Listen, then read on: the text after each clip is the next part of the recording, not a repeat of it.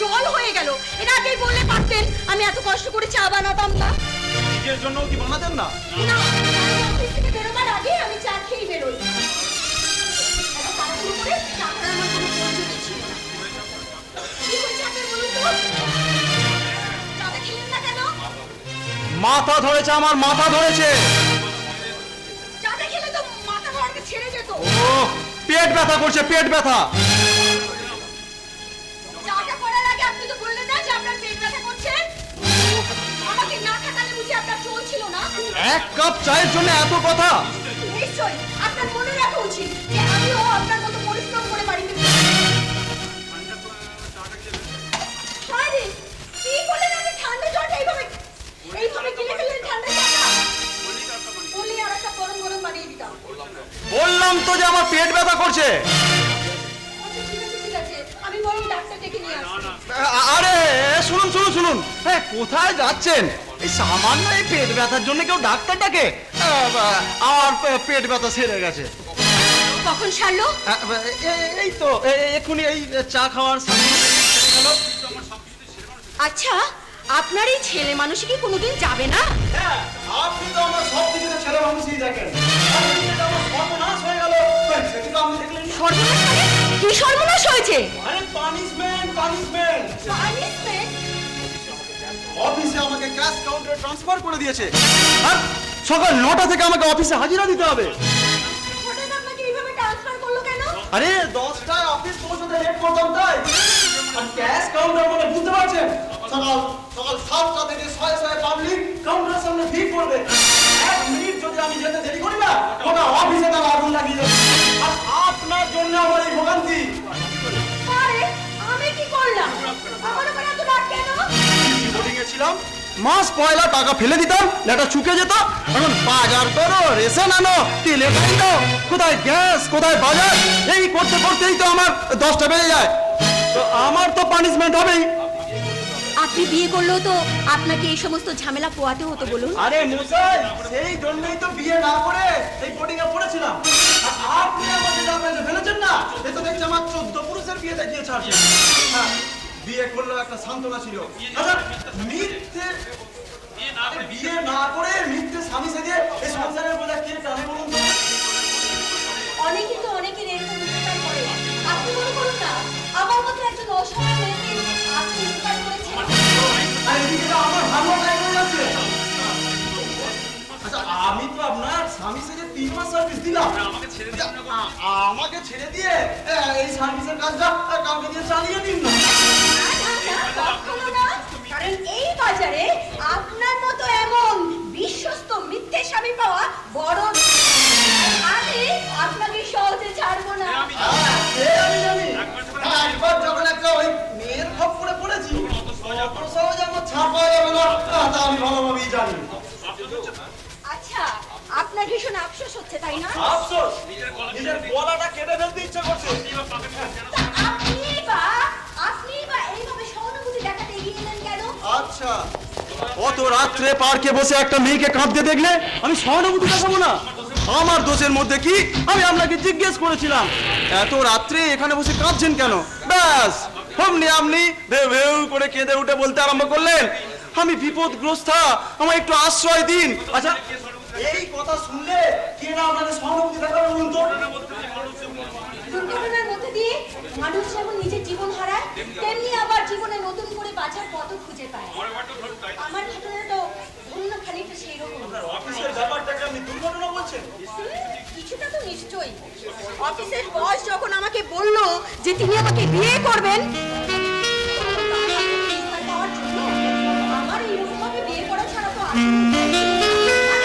আগে পাছা না ভেবে তাকে বলেই ফেললাম যে আমার বিয়ে ঠিক হয়ে গেছে। পরে আমার বিয়ে তখন একটা মিথ্যে স্বামী জোগাড় করা আমার ভীষণ দরকার হয়ে পড়ল। তো মেয়েরা অফিসে চাকরি বাকরি করলে এরকম তো একটা ব্যাপার হয়। শুধু তাই নয় দীপকবাবু, শুধু তাই নয়, আপনাকে তো এতদিন আমি সব কথা বলছি। আমি আমার যে বান্ধবী দিদির বাড়িতে পেইন্ট গেস্ট হিসেবে ছিলাম, সেই বান্ধবীর দিদি 4 বছর ধরে বিছানায় শয্যাশায়ী হয়ে আছে। আর তার স্বামীটা না একটা লোক, তাকে নিয়ে আমার ভীষণ দুশ্চিন্তা ছিল। সেদিন অফিসের বসকে আমার বিয়ের ব্যাপারটা জানালাম। সেই দিনে বাড়ি ফিরে গিয়ে শুনি হঠাৎ সেই লোকটা তার স্ত্রীকে হসপিটালে ভর্তি করে দিয়েছে। আমার বুঝতে কোনো বাকি রইল না। ওই বদমাসটা নিশ্চয়ই তার স্ত্রীকে হাসপাতালে রেখে আমার মস্ত বড় ক্ষতি করার জন্য বিরাট ফোন দিয়ে এটে বসে রয়েছে।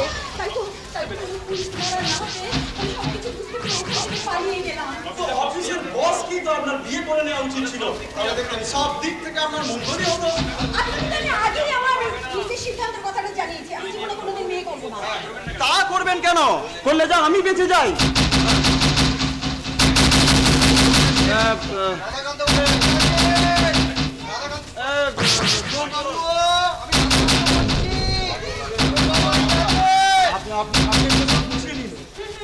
বাড়িওয়ালা এসেছে।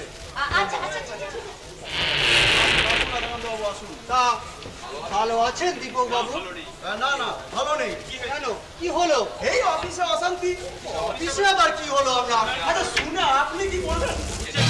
ঘুরছেন ফিরছেন বাড়ি ভাড়া আদায় করছেন। আচ্ছা অফিসে অ্যাটেন্ডেন্সের পালাই কার নেই? বসুন তো। তা ঠিক, এই পৈতৃক সম্পত্তি ছিল বলে সে যাত্রা থেকে বেঁচে গেছি। তা মালু কি এখনো বাড়ি ফেরেননি? অনেকক্ষণ ফিরেছে। দাঁড়ান আমি ডেকে দিচ্ছি। লিটা থাক না থাক না, এই সংসারে কাজকর্ম করছি হয়তো। আরে ছাড়ুন তো। সংসারে ভারী না কাজ। তা সংসার বলতে এই আমার বাড়ি, এই দেবতার একটা সংসার, নিজের একটা সংসার, আর এই গরুদের একটা সংসার। সংসার করেছেন না? তার বলেন কেন? কতবার ভেবেছি বাড়ি থেকে গরুর পা একেবারে তুলে দেব। অনেক খদ্দের ডেকে নিয়ে দরদাম ঠিক করেও ফেলেছি। যখনই গরুগুলোকে তাদের হাতে তুলে দিতে গেছি তখনই বুকটা আমার কেঁপে উঠেছে। মনে হয়েছে ওরা তো পশু, কথা বলতে পারে না, তাই ওদের ফিরিয়ে দিয়েছি। আর মানুষ হলে নিশ্চয়ই বলতো, বাবা আমাকে তাড়িয়ে দিও না। এসো এসো মা লক্ষ্মী এসো। তা ভালো আছো তো? হ্যাঁ ভালো আছি। এই নিন আপনার চা। মা লক্ষ্মী, এই যে তুমি এমন একটা বদবেশ আমার করে দিয়েছো না, এলি চা। শুধু তো চা দিন, আর তো কিছু দিন না। শুধু চা? আর এই আন্তরিকতাটা, সেটা বুঝি কিছু নয়? জানো মা লক্ষ্মী, জানো মা লক্ষ্মী, এই তোমাদের আগে যে দুজন ভাড়াটে ছিল না, এই তাদের আমলে না এই ঘরে আসতাম আর গাটা ঘিন ঘিন ঘিন ঘিন। কেন? আরে প্রথম জন ছিল ব্যাচিলা। কদিন যেতে না যেতেই দেখি মদ খেয়েছে, কি চিৎকার চেঁচামেচি। নেশার ভরতে একদিন সন্ধ্যেবেলা আমার বাড়ির কাজের ঝিটাকে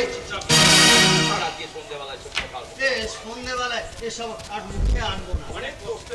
অনেক কষ্টে তাকে আমি তাড়ালাম। আর পরের জন? পরের জন হচ্ছে মহিলা। এই কোন এক অফিসে নাকি রিসেপশনিস্ট। তার সম্বন্ধে ভেবেছিলাম মেয়ে তো অত উচ্ছৃঙ্খল হবে না। ও বাবা, কদিন যেতে না যেতেই দেখি সে তো একেবারে গুরুদেব মেয়ে। যা, এই তোমাদের মতন স্বামী স্ত্রী পরিবার আমি পেয়ে গেছি, আর আমার কোনো চিন্তা নেই। আপনার মতো ভালো বাড়িওয়ালা পেয়েও আমরাও নিশ্চিন্ত। তোমাদের একটা কথা বলে রাখি মানে, এই বাড়িতে তোমাদের জীবনে এখন কোনো অসুবিধে হবে না। কিন্তু তোমরা তো নও। এরপর যখন আমার দাদু ভাই আসবে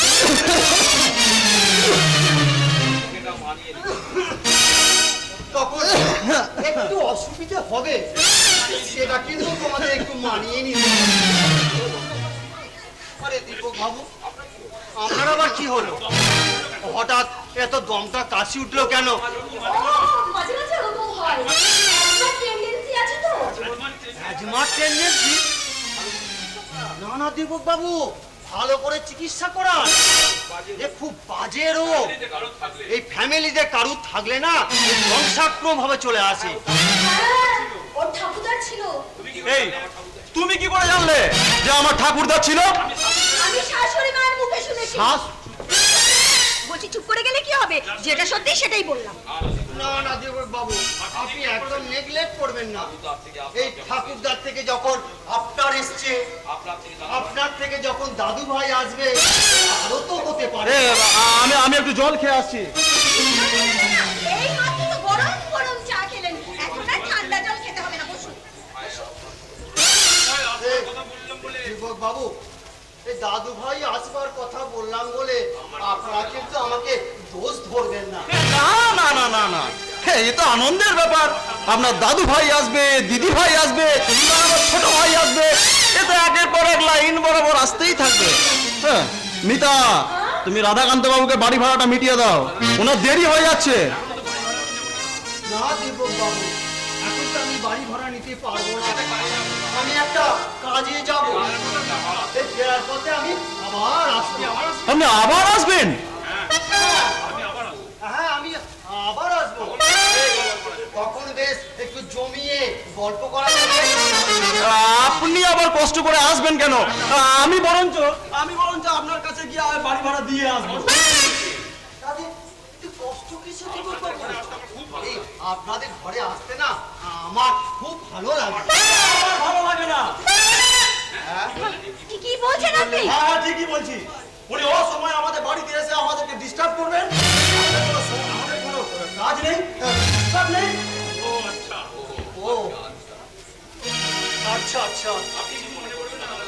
রাধাকান্ত বাবু, আপনি কিছু মনে করবেন না। এখানে কেন জানি আসি, তোমার মতন আমারও একটা মেয়ে ছিল। অনেক টাকা পয়সা খরচ করে একটা ভালো ছেলে দেখে ভালো করে বিয়ে দিয়েছিলাম। এমনই আমার দুর্ভাগ্য, বিয়ের ঠিক 3 মাস পরে মোটর অ্যাক্সিডেন্টে আমার মেয়ে জামাই দুজনেই মারা যায়। বলছেন আপনি? কোথায়? ওই ওই মশহুরি বেড়াতে গিয়ে সেখান থেকে ফেরার পথে পাহাড়ে ধাক্কা লেগে গাড়ি একেবারে কেউ বাঁচেনি। ওই পিছনের দিক করে তুমি যখন আমার সামনে তখন আমার মনে হয় আমার সামনে এসে দাঁড়িয়েছে। আমার মেয়ের প্রতিচ্ছবি দেখার লোভে আমি আমার ছোট করে তোমাদের এখানে ছুটে আসি। মা আর আসবো না।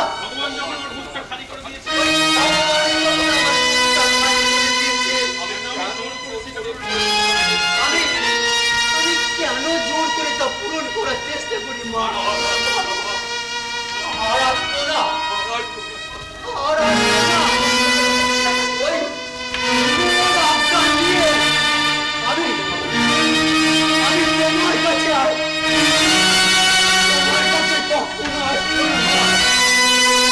আমি কখনো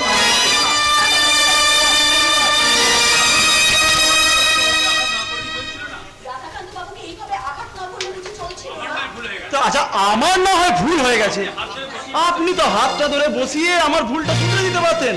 এদিকে তো আমার স্ত্রী সেজে বসে আছেন। স্ত্রী কর্তব্য না হয় এখন করতেন। বাহ, বাহ বাবু, আপনি করলেন অন্যায় আর আমাকে মিথ্যে দোষারোপ করছেন, তাই না? আমি কি করে জানবো যে আমার মেয়ে জামাই মারা গেছে? আমি মরছি আমার জ্বালায়। এসে আমার অশান্তি আমার মাথায় ঢুকিয়ে দিয়ে গেলেন। কি করবো? চাল একটা ডেকে নিয়ে আসবো। দিদি বাজারে ব্যাগটা দিত, ছোটবেলায় বাজারে দাঁড়িয়ে কি করবে? বাজারটা করে রাখি, কালকে তো আবার আমার ক্যাশ কাউন্টারে আমাকে যোগদান করতে হবে। আচ্ছা, আপনি কি আপনার অফিসে একটু বুঝিয়ে বলতে পারেন না যে 9টার মধ্যে আপনার হাজির হওয়া সম্ভব নয়? অফিসের বসকে আপনি চেনেন? বাদ বন্ধ দেখেছেন? বাদ ও মা, আপনি এগুলো কেন? কোথায় এজেন্ট কোথায়? কেন চিড়িয়াখানায় রেখেছিস? সে তো কাঁচায় বন্দি বাপ। মানুষকে তো খোলা ভাব যদি কখনো দেখতে চান না, আমার অফিসে যাবেন, আমার বসকে দেখে আসবেন। ঠিক আছে ঠিক আছে, দেখেই আসবো একবার।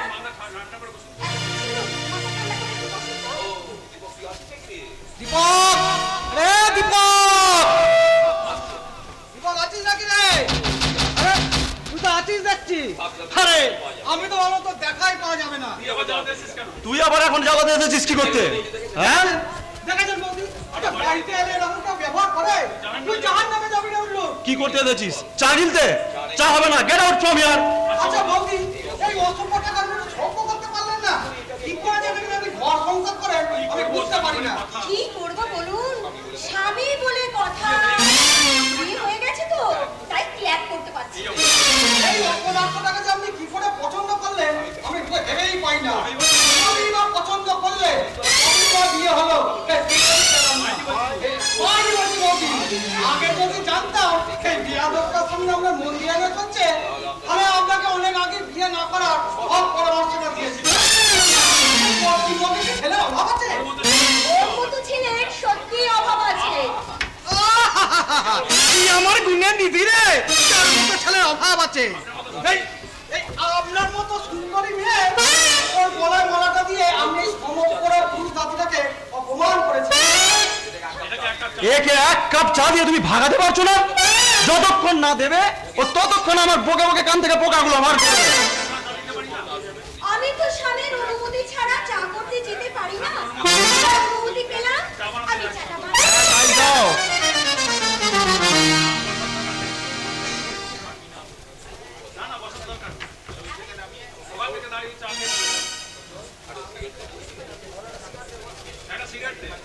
দীপক, একটা সিগারেট দে তো দেখি।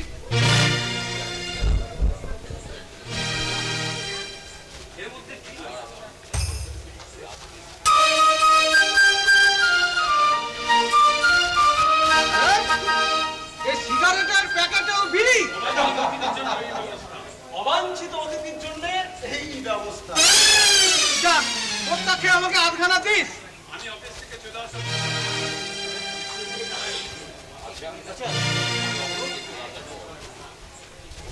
অফিস থেকে চলে আসার পর আমায় নিয়ে কোনো আলোচনা হলো নাকি? তোর ব্যাপার নিয়ে তো অফিসে এতক্ষণ হইচই হচ্ছিল। ইউনিয়নের সেক্রেটারি ঠিক করেছে তোর ট্রান্সফারের ব্যাপার নিয়ে সাহেবের কাছে বলতে গিয়েছিল, কিন্তু সাহেবটা আমি কিছুতেই রাজি করাতে পারলাম না। কি করি বলতো তরুণ? এই সংসার সামনে আমি কি করে ক্যাশ কাউন্টারে চাকরি করি? ছুটি নেব? ছুটি নিয়ে তো লাভটা কি হবে বল? ছুটি ফুটে গেলে তোকে তো আমাদের ক্যাশ কাউন্টারে জয়েন করতে হবে। তাও তো ঠিক। আচ্ছা আচ্ছা তরুণ, মিতাকে তোর বেশ ভালোই লাগে না রে? ওই রকম সুন্দরী মেয়ে কজনের ভাগ্যে তোকে বল? তোর বিয়ে করাবো আমি কেন নেব? ও, বিয়ে করা বউকে আবার নেওয়া যায় না না? কেন রে, বৌদি আবার তোর কি ক্ষতি করলো? ক্ষতি নয় রে, সারা ঝামেলা আর কি। ওই ঝামেলা এর করে বিয়ে করেছিস এখন বলছিস ঝামেলা? তুই তো হাত চালক দেখছি রে। আমার গ্রহের ফের, আমি সারা ওই গ্রহের ফেরে পড়েছি। আমি যদি জানতাম যে এরকম একটা গেরা গলে পড়বো, কোন সালা কি ব্যাপার না, তুই বললি বলে ভীষণ শালা পরামর্শ করা হচ্ছে বুঝি? তা আমার নামে নিন্দে করা হচ্ছিল বুঝি? না না বৌদি, আপনার মতো গুণী মেয়ে কেউ নিজে করতে পারে? আসলে দীপকের ট্রান্সফারের ব্যাপার নিয়ে একটু আলোচনা হচ্ছিল। আচ্ছা আপনারা কিরকম বন্ধু বলুন তো? আপনি এর কোনো প্রতিকার করতে পারলেন না? অনেক চেষ্টা করেছি বৌদি, বিধি মুখার্জি সে জাতের অফিসার নয়। একবার যদি হ্যাঁ বলে দেয়, কারো শাস্তি নিয়ে তাকে হ্যাঁ করে দেয়। যাক, যা আবার হয়ে গেছে, ও যাতে কাল থেকে ঠিক সময় মতো আমি তারই ব্যবস্থা করবো। আমার তো অফিস আছে, কিন্তু ও যদি সময় মতো বাজার করে দেয় তাহলে আমি ওই সময় মতো রান্না করে দেওয়ার চেষ্টা করব। কি সর্বনাশ হলো? আরে বিকেলের ট্রেনে কাকিমারা বাড়িতে এসেছে, মা আমাকে বলেছে বাজার করে আনতে। এই দেখুন বাজারের ব্যাগ।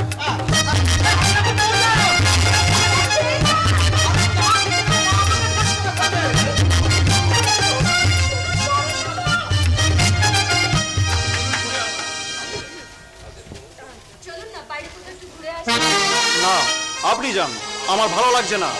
আপনি শুধু শুধু আমার উপরে রাগ করছেন। না, তোমার ওপর রাগ করবো কেন? শুধু ভালোই বাসবো। কি বললেন? বলছি আপনার ওপর রাগ করবো কেন? শুধু ভালোই বাসবো।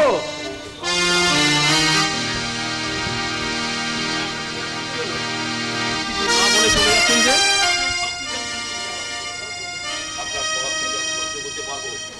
আপনার সবকিছু আমি সহ্য করতে পারবো, কিন্তু ভালোবাসি এই কথাটা বিকৃত করে বলা আমি সইতে পারবো না। কিছুতেই সইতে পারবো না, কিছুতেই না।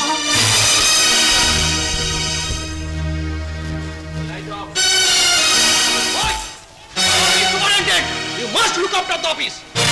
You কাজ করবে না, তবে allotted কাজ করে করার জন্য বসে বসে ওভারটাইম দিতে হবে। কোম্পানি পয়সা কি সস্তা? বসে বসে ওভারটাইম দিতে হবে। আমারও তো সেই কথা স্যার। সারা দিন সব ইমেলে বিকেল হলেই কেন ওভারটাইম চাইবে? মানে কিভাবে? আপনি দেখতে পারেন না? দেখি, আমি তো দেখি স্যার। তবে দিনকাল তো ভালো নয়, বেশি কিছু বলে না অফিসের বাইরে ছোড়া চালিয়ে দেবে। আপনার যদি এতই ভয়, you are unfit for the post. দেখেন তো স্যার, চেয়ার ব্যাকেট করলে আমার সংসার কি করে চলবে স্যার? আমি তো ভাবতেই পারি আমার আগে যিনি সাহেব ছিলেন কি করে আপনাকে রেসপন্সিবল পোস্টে চাকরি দিয়ে গেছেন। আর সাহেব আমার কাছে খুব সন্তুষ্ট হয়েছিলেন কিনা? আমি তো আপনার ভালো কাজে কোনো নমুনাই দেখতে পাচ্ছি না। আমি অন্য ধরনের কাজে ওনাকে সন্তুষ্ট করেছিলাম স্যার। তখন ঘেরাওয়ের যুগ চলছিল, রোজই অফিসে একটার পর একটা গন্ডগোল লেগেই ছিল। আর সেই ডিস্টার্বমেন্ট পিরিয়ডে আমি দাস সাহেবকে গোপনে সব খবর জানিয়ে আসছি, যার ফলে অনেক বড় ঝামেলাগুলো রেহাই পেয়ে যেতেন স্যার। আপনি তাহলে অফিস ইনফরমারের কাজ করে প্রমোশন পেয়েছেন, আর এই জন্যই আপনার কেউ মানে না, আপনিও নিজে ম্যানেজ করতে পারেন না। তা আপনার তো মশাই পুলিশের চাকরি করার ভালো ছিল। পুলিশের চাকরি করার মতো আমার বুদ্ধি কোথায় স্যার? বাবু, আপনি অফিস সুপারিনটেন্ডেন্টের যে দায়িত্ব আছেন সেই দায়িত্ব আপনাকে পালন করতে হবে। আপনি যদি সবসময় আমাকে আমার রিপোর্ট করতে থাকেন তাহলে তো আমাকে অফিসের মাঝখানে গিয়ে বসে থাকতো। কে 10 মিনিট লেট হলো, কে গন্ডগোল করলো, এই সব ব্যাপার আপনি নিজেই ট্যাকেল করবেন। দ্বিতীয় দিন রোবট করে একদম না আসে। জানবো সাহেব, আরো এই ওভার টাইমের ব্যাপার নিয়ে কাল অফিসে খুব গন্ডগোল হতে পারে। গন্ডগোল? হ্যাঁ স্যার, ইউনিয়ন ঠিক করেছে কাল আপনার কাছে কয়েকটা দাবি রাখবে। ওভার টাইমের দাবি যদি না মানেন তাহলে আপনার রুমের মধ্যে কিছু লোক হইচই করে একটা সিন ক্রিয়েট করবে। আপনি পুলিশ ডাকুন, পুলিশ এলেই মুম্বাই অফিস ব্যাপারটাকে গুরুত্ব দিয়ে কমিশন বসালেন। আর একটা গোপন খবর স্যার, ওরা ঠিক করেছে ডিপোজিটের কাজ করে ব্যাপার নিয়ে ডিপোজিটে দিয়ে ক্যাশ কাউন্টার ফরওয়ার্ড করাবে।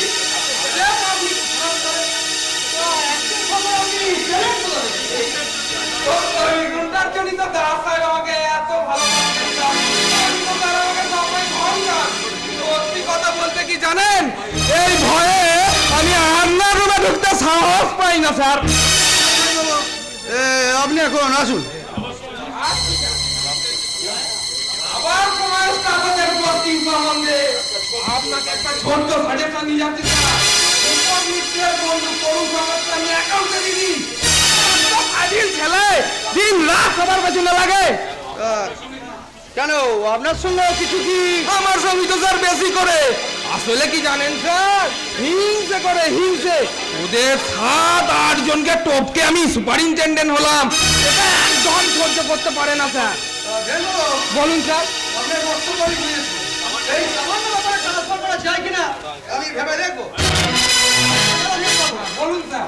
অফিস আওয়ার্সের পর আপনি আমার বাড়িতে আসবেন না। আপনার অফিস আওয়ার্স আমার এসব কথা শুনতে একদম ভালো লাগে না। আপত্তি করবেন না স্যার, এই অফিসের সব কথা আপনার কাছে রিপোর্ট না করতে পারলে আমি পেট আমার তরুণের অভ্যাস স্যার। দেখবো প্লিজ গো। নমস্কার স্যার।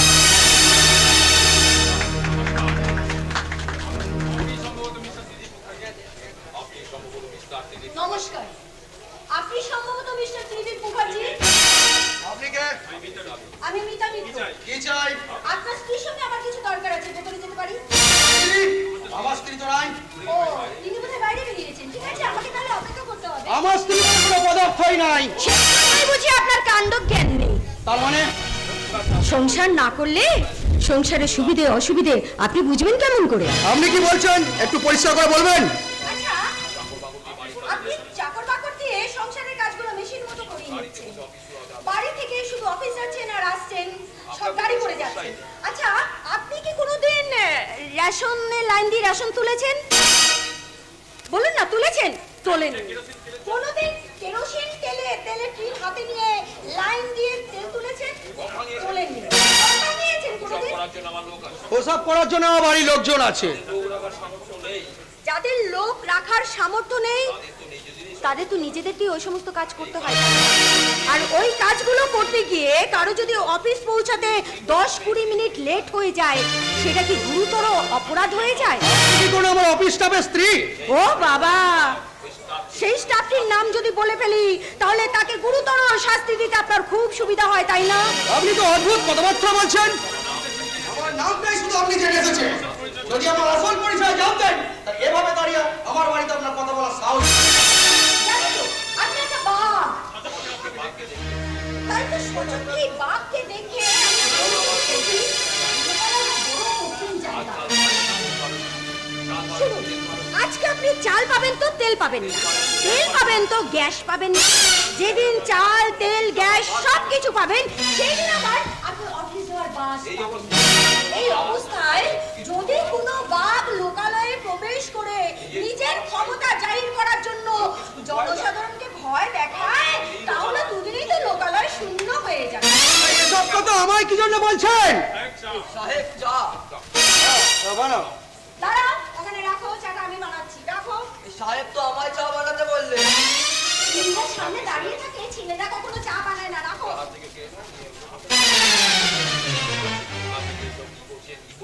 আপনি যে সব কি করছেন কি বলছেন আমি তো কিছুই বুঝতে পারছি না। বুঝতে পারবেন না? এই নিন আপনার চাটা নিন। এ কি? এটা কি? এখানে অমলেট রেখে দিয়েছো শুধু নুন দিয়ে। বলছে বাড়িতে পেঁয়াজ গোলমরিচ কিছু নেই? আছে। যাও নিয়ে আসো। আপনি কি জন্য আমার স্ত্রীর খোঁজ করছিলেন এখনো কিন্তু বললেন না। এটা তো আপনার অফিস নয় যে নিয়ম মতো কথা বলতে হবে। চাটা শেষ করুন। দেখে তো মনে হচ্ছে বাড়ি ফেরার পরেই প্রথম চা খাচ্ছেন। আপনার কথা শুনে যে আমার রাগ হচ্ছে, আমি অবাকও হচ্ছি। আপনার মতো মানুষের রাগ হওয়াটাই স্বাভাবিক। কিন্তু অবাক হওয়ার কিছু নেই। আমি মেয়ে, মানে মায়ের জাত। পুরুষের মুখ দেখে বলে দিতে পারি তাদের খিদে পেয়েছে কিনা। কই, তাড়াতাড়ি এসো। হরি, খাবারটা তুমি এইভাবে ঠিকঠাক করে বানিয়ে দিতে পারো না? কাল থেকে এভাবেই দেবো সাহেব। হরি, এই ফুলদানিটা এইভাবে খালি কেন? তো আগে কখনো বলেননি। সবকিছু সাহেবকে বলে দিতে হবে, তাই না? তোমার নিজের কোনো বুদ্ধি নেই? কত সময় দেখলাম কত সুন্দর সুন্দর ফুল হয়ে রয়েছে।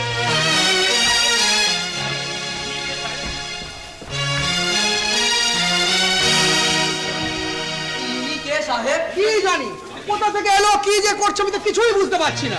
আমি তো ভাবলাম আপনার কোনো আত্মীয় হবে। না না, আত্মীয়টা কেউ নয়, খুব করে তো বাড়ির মধ্যে ঢুকে পড়েছে। তা এখন আমি ভেতরে যাব সাহেব। ভেতরে যাবে? একটু দেখো তো কি করে উনি কি করছেন। সাহেব, এখান থেকে তো দেখা যাচ্ছে না। এই দামি ফুলদানিটা নিয়ে হাওয়া হয়ে গেল না তো? বলেন কি? আজকাল বাজারে কত রকমের ঠক বেরিয়েছে। বাইরে গিয়ে একবার দেখবো নাকি সাহেব? দেখো দেখো।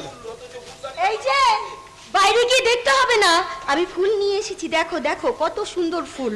এত ফুল থাকতে ফুলদানিটাকে খালি করে রেখে দাও। যাও যাও, চট করে দুটো ধূপকাঠি নিয়ে এসে জেলে দাও। যাও।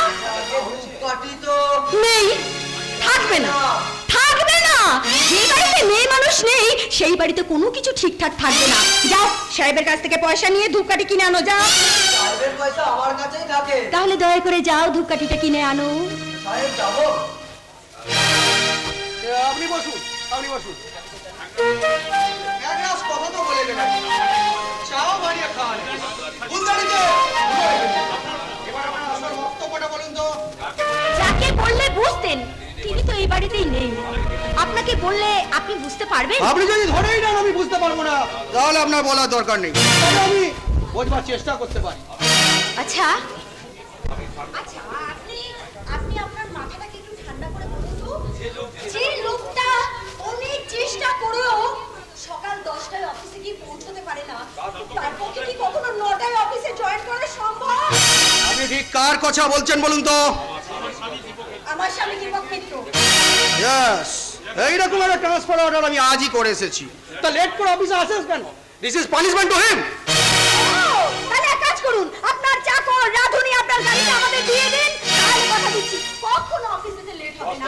আচ্ছা বলুন, ঠিক অফিসে পৌঁছে যাবো। চাকরি চাকরি দিলে আমার চলবে কি করে? যেমন করে আমাদের চলছে। নিজের হাতে নিজের কাজ সমস্ত করবেন, আমাদের মতো আধ ঘন্টা ওয়েট করে তারপর পৌঁছাবেন জীবন। আপনার কথা আমি যতই শুনছি ততই আমাকে ইন্টারেস্টিং লাগছে। I am having some pleasure. এত স্ট্রেট কথা আমাকে আগে কখনো কেউ বলেনি। এনিওয়ে, আপনার জন্য কি করতে পারি আপনি বলুন তো? একদম খোলাখুলি বলি, ট্রান্সফার অর্ডারটা আপনি ক্যান্সেল করে দিন না। To speak you friendly, transfer অর্ডারটা আমি সই করেছি ঠিকই, কিন্তু পুরো বিষয়টা আমি ঠিক জানি না। It has been done on the report on the office. কালকে আপনার হাজবেন্ডকে আমার অফিসে পাঠিয়ে দেবেন। আজ আপনি যাবেন, তারপর কাজ হয়ে যাবে। আরে রাস্তায় দাঁড়িয়ে আছে, ডাকুন ওনাকে, ডাকুন তো একবার।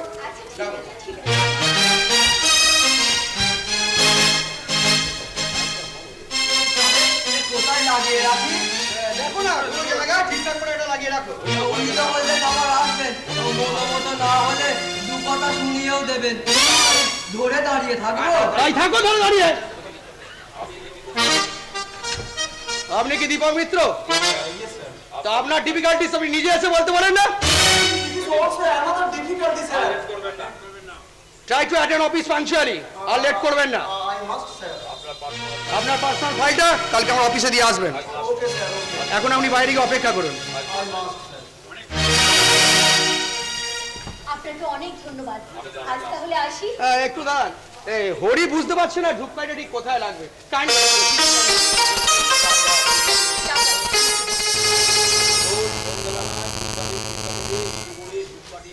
শোনো হরি, রোজ সন্ধ্যেবেলায় এই ফুলদানির ফুলগুলো পাল্টে এই ধূপকাঠি জ্বেলে দেবে, বুঝেছো? তাই দেবো। আমি এখন যাই, ও অনেকক্ষণ বাইরে দাঁড়িয়ে আছে। আজ অফিসের পর ইভিনিংটা আমার বেশ ভালোই লাগে। আপনি এসে এর স্বাদ আমি আগে কখনো পাইনি। বলুন। কাইন্ডলি আমাদের বাড়িতে আর একদিন আসেন। নিশ্চয়ই নিশ্চয়ই, আমি আবার আসবো, নিশ্চয়ই আসবো।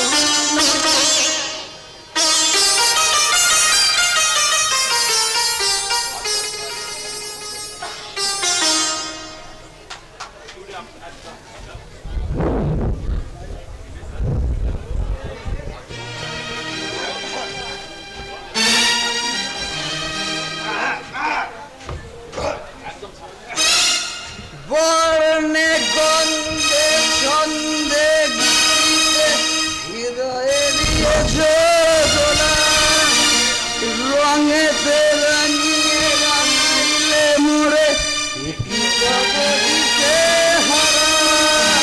তুমি যে ফাগুন রঙের আগুন, তুমি যে রসের ধারা, তোমার মাধুরী তোমার ঘরে মরে দিতে হারা।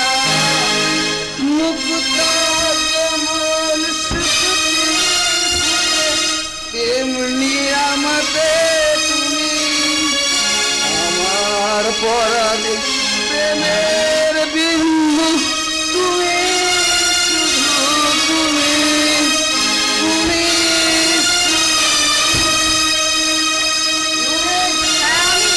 ভয় পেয়ে গেছেন নাকি?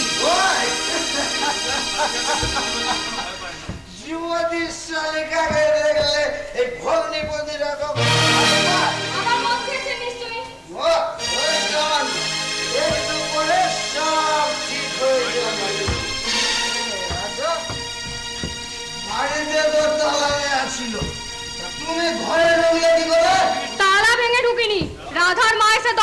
নিয়ে গেছে। বলেছে সে নাকি অন্য কোনো বাড়িতে ঠিকে কাজ নিয়েছে, সেই বাড়ির কাজ সামলে তবেই এখানে আসবে।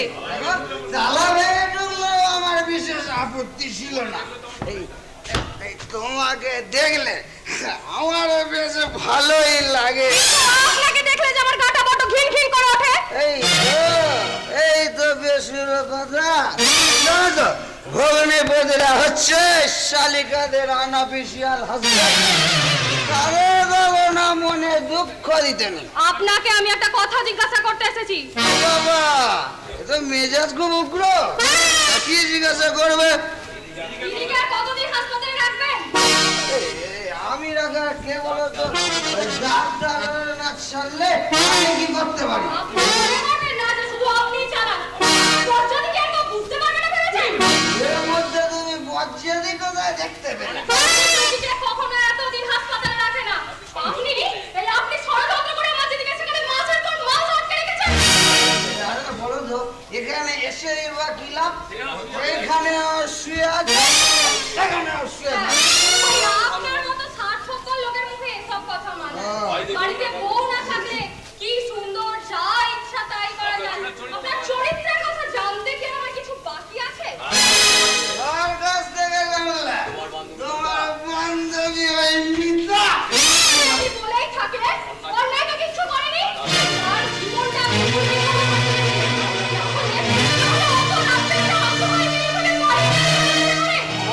আমার চরিত্র নিয়ে তুমি এত কথা বললে, তার চরিত্র সম্বন্ধেও তোমার কিছু জানা উচিত ছিল। আমি মিথ্যা কলঙ্ক রটি আপনি আপনার নিজের দোষ থাকবার চেষ্টা করবেন না। তার লোভে এই যে আপনি আমার দিদিকে হসপিটালে পাঠিয়েছিলেন, এই কথা কি আপনি অস্বীকার করতে পারবেন? না না না না না তা পারি না। তুমি আমার প্রাপ্তবয়স্কা শালিকা, তোমাকে বলতে তো আমার কোনো বাধা নেই। এই তোমার বান্ধবী, তার চরিত্রটা একটু ঢিলে ঢালা, মানে লুস। ওইটা বুঝতে পেরে আমি একটু চালানোর চেষ্টা করেছিলাম, কিন্তু পাখি যে এত তাড়াতাড়ি ক্রোধ করে উড়ে যাবে তা তো বুঝতে পারিনি। মনে বাড়িতে বিয়ে করা বউ থাকতে এই কথা বলতে আপনার লজ্জা করলো না? শালা বছরের পর বছর ওষুধের শিশি মাথায় দিয়ে শুয়ে থাকে। এই দৃশ্য দেখে আমিও যেন কেমন একটা অসুস্থ হয়ে উঠছিলাম। এই সময় এই সামনে দেহ আর মনের খোড়া গাটকাতে আমি যদি সেদিকে হাতটা এমন কি দর্শনীয় ব্যাপার, আমি তো বাবা কিছুই বুঝতে পারি না। আপনি বুঝতেও পারবেন না। আপনি এই দিদির অসুস্থতার সুযোগ নিয়ে একটা ভালো মেয়ের সর্বনাশ করার চেষ্টা করছেন।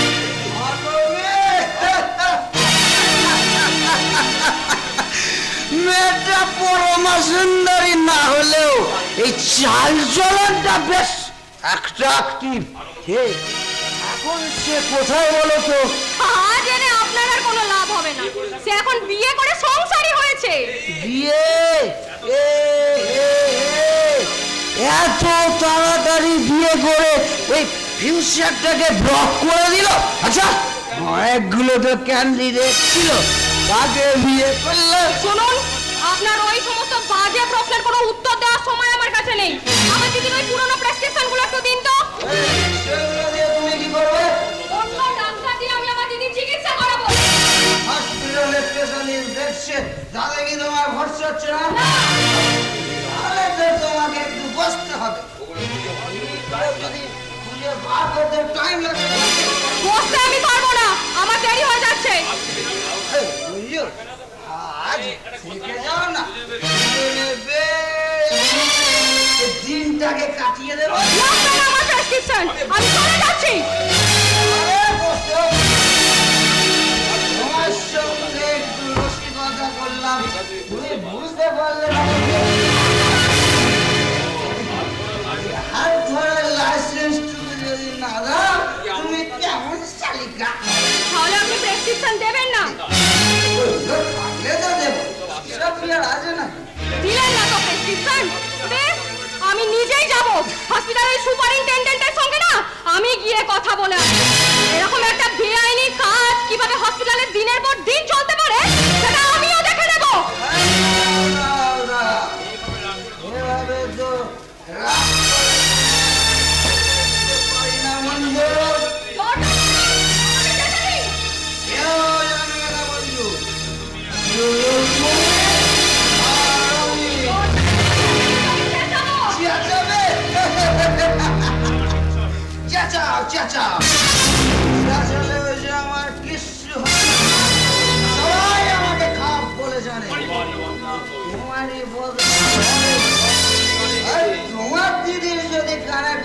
যায়। কেউ তোমায় দোষ দেবে না। হ্যাঁ, আমি চরিত্র। তুমি লম্পট। লম্পটের কাছে এসেছো তুমি কোন সাহসে? আমিও তো রক্ত। ক্ষুধার্ত হয়ে থাকতে পারবো না। আর বার্ষিকার আমার চোখের সামনে দিয়েছে। আমি শুধু বোকার মতো বদনাম করিয়ে কি চান কি আপনি? আকাশে চাঁদ জানি মনে আমি যা চাই তোমার হাতের মুঠোয়। জগৎ আমার জীবনটা আমি তো কখনো করতে দেব না। এটা সহজ হয়ে যাচ্ছে মঞ্জু, কিন্তু লাইফটাকে চেক করে চট পাঠিয়ে দিলে যেভাবে আপত্তি জানাচ্ছ তাতে তাতে আমার সর করতেই হবে। আমাকে যেতে দিন।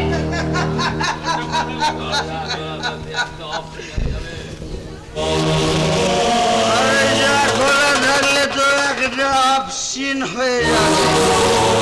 এটা কি ভালো হবে মঞ্জু?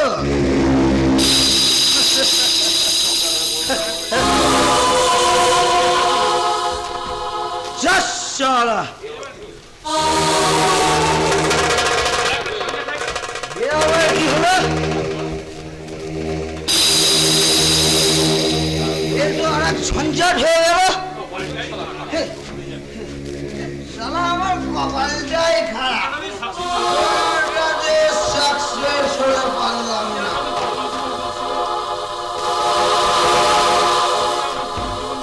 আচ্ছা আচ্ছা, কোন যেন কি জীবন বলছিল?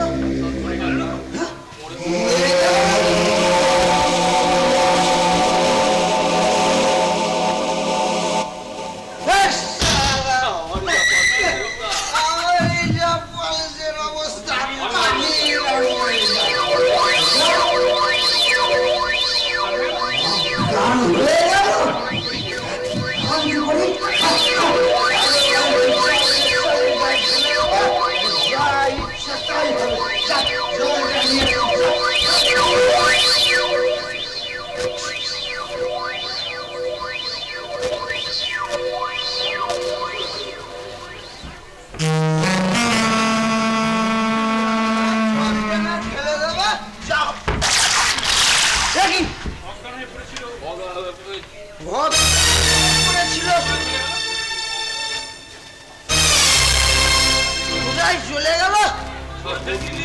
সারা জোর ভরকি দিল তো আমাকে। আমিও শালা 11 নম্বরের বোকা। ওকে যদি প্রথমে খপ করে ধরতাম সবাই আমাকে চৈত্রহীন সম্বন্ধে জেনে গেল। এত চেষ্টা করে নিজের চরিত্রটাকে নষ্ট করতে পারলাম না।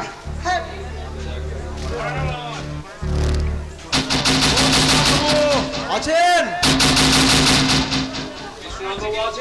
বিশ্বনাথবাবু আছেন? পড়ে না রেখে পুলিশ ডেকে নিয়ে এলো নাকি? হ্যাঁ, ও বিশ্বনাথবাবু আছেন? বল। বিশ্বনাথ তো আমারই নাম। হর্স কেসে ঝুলিয়ে দিল। ও বিশ্বনাথবাবু, ও বিশ্বনাথ বাবু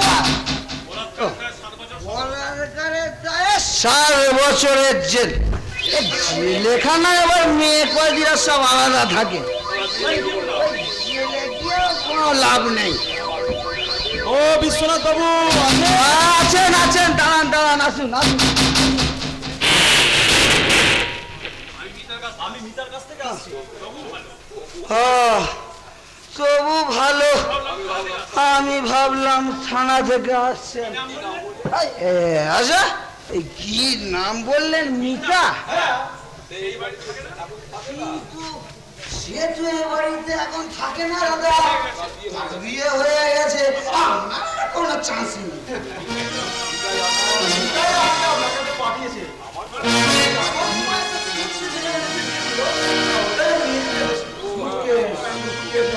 হ্যাঁ, সুটকেস একটা পড়ে আছে দাদা। একটা মেয়ের সুটকেসে আপনি হাত না দিয়ে বেশ ভালোই করেছেন। দেব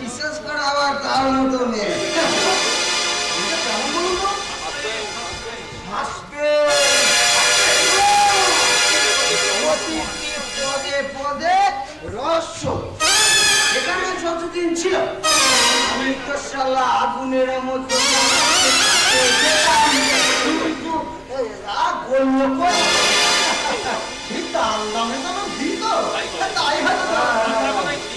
আপনার কথাই ঠিক। মেয়েটা পুরো টাইম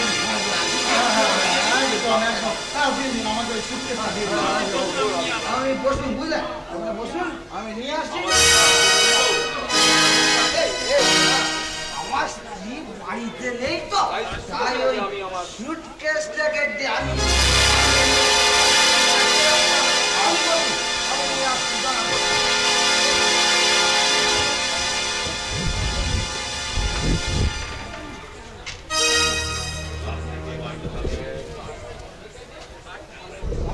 এই বাড়িতেই থাকেন?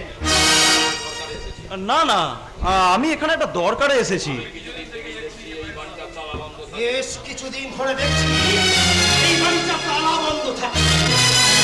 বলেছিলাম এই বাড়ি থেকে সবাই হয়তো চলে গেছে। না না, বিশ্বনাথ বাবু, থাকে তাহলে এই বাড়িতে? বিশ্বনাথ বাবু তো আছেন, এখনই আসবেন। আপনি বসুন না। বিশ্বনাথ বাবুর সাথে আমার কোনো দরকার নেই। কিন্তু বিশ্বনাথ বাবু ছাড়া এ বাড়িতে আর কেউ থাকেন বলে তো আমার মনে হয় না। আপনার মনে না হলেও এ বাড়িতে লোক থাকে। ঠিক আছে, কাজ হয়ে গেলে আপনি চলে যাবেন। আবার পরে আসবেন। আচ্ছা আচ্ছা।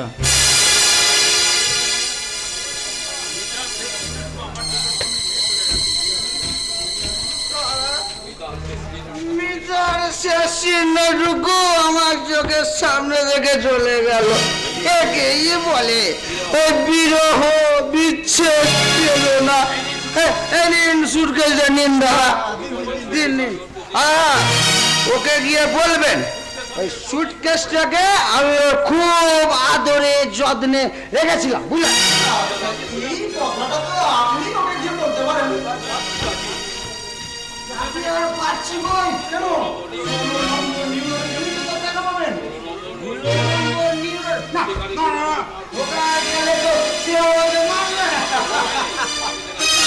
আরে আপনার কোনো চাপ নেই, ওখানে গেলে তো আপনাকে কেউ মারতে পারবে না, কারণ সেই বাড়িতে তো আমিও থাকবো।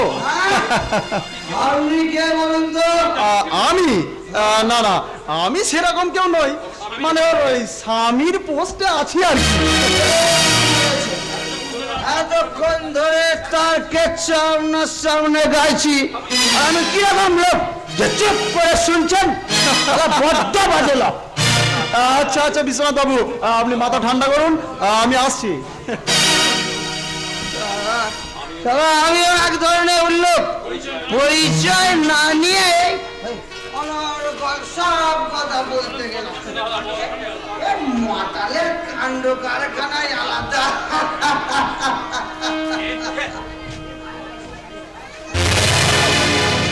আমাকে আপনি বেশ কয়েকবার এ বাড়িতে আসতে দেখেছেন। আপনি ওই এসে মিতার সঙ্গে কি ফিস ফিস করতে চাই না? মিতা কোথায়? মানে বিয়ে করেছে। বিয়ে করেছে? তার মানে আরে বিয়ে তো সে করতে পারে না। আর পারে না। বিয়ে হয়ে গেল, ছেলে হয়ে গেল। না, ছেলে এখনো হয়নি। বিয়ে করেছে, বিয়ে করাচ্ছি তাকে আমি। তিনটা ঠিকানাটা আমায় দিন। ঠিকানা? আমি তো ভাবলাম ঠিকানা নিয়ে আমি নিজেই যাবো। আপনিও যাবেন? বাড়ির সামনে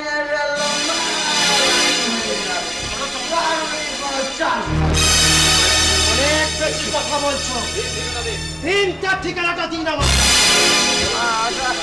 আগে দেখুন তো এই দেয়ালে করে লেখা আছে কিনা। দেখুন দেখুন দেখুন। এখানে কোনো দেয়ালে লেখা নেই। নেই, ক্যালেন্ডার আছে বোধহয়। ক্যালেন্ডারও তো নেই। নেই, চালাকি বেশি আমার সাথে ঠিকানাটা আমায় দাও, নাহলে তোমার মেরে হাড় ভেঙে দেবো।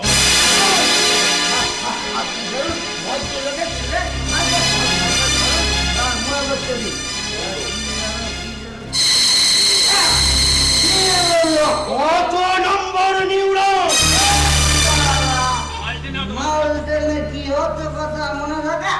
যেটুকু স্মরণ এনেছি তোমার বাপের ভাগ্যি ভালো। ঠিক আছে, ওই নিউরনের সমস্ত তন্ন তন্ন করে আমার চোখের আড়ালে সে কোথাও পালাবে না। খুঁজে তাকে আমি বার করব।